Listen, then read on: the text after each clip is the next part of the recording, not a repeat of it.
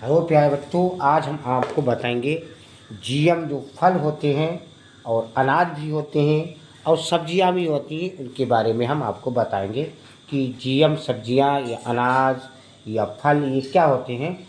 और ये बोर्ड परीक्षा में बहुत आता है। तो जीएम का अर्थ होता है जेनेटिक मॉडिफाइड, यानी कुछ ऐसे पौधे होते हैं, कुछ ऐसे जीव होते हैं जिनके जीन को निकाल कर के यानी दूसरे फलों में या पौधों में स्थानांतरित कर देते हैं।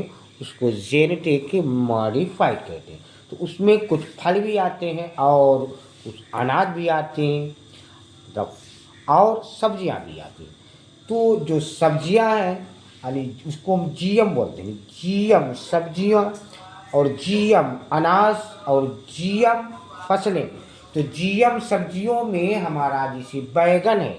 अब बैगन का वैज्ञानिक नाम सोलेनम मेलोनजोला होता है। एक होता है हमारा आलू, और आलू भी जीएम सब्जियों में आता है, जेनेटिक मॉडिफाइड में आता है। इसका वैज्ञानिक नाम होता है सोलेनम ट्यूबेरोसा। एक होता है चुकंदर, ये सब्जियों में आते हैं। तो चुकंदर का नाम वैज्ञानिक नाम होता है बीटो वल्गोरिस।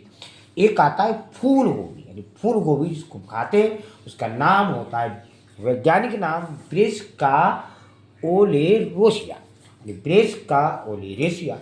और एक हमारी सब्जियों हैं यानी जीएम सब्जियां हैं।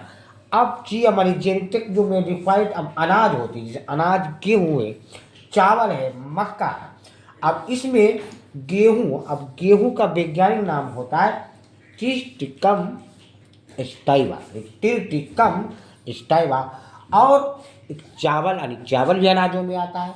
तो चावल भी एक जीएम होता है, यानी जेनेटिकल मतलब मॉडिफाइड होता है, जिसका वैज्ञानिक नाम ओराइजा और सैटाइवा होता है। एक मक्का है, मक्का भी अनाज होता है, जिसका नाम ही चिया मेल।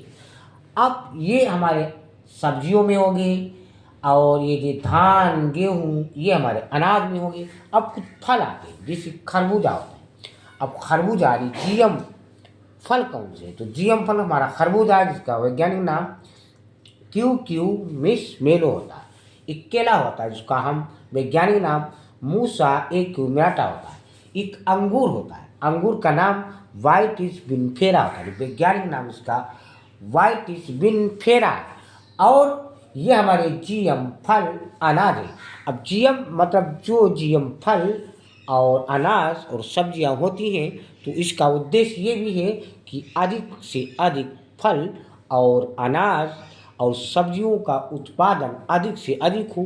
प्रदूषण भी कम होता है, क्योंकि जब हम कोई रासायनिक पदार्थ का छिड़काव करते हैं तो उससे वातावरण भी प्रदूषित होता है। लेकिन जो जीएम अनाज होते हैं, जो फल होते हैं, जो सब्जियां होती हैं, उसमें जो है प्रदूषण कम होता है और अधिक से अधिक इनका उत्पादन होता है। बच्चों लाइक और सब्सक्राइब जरूर।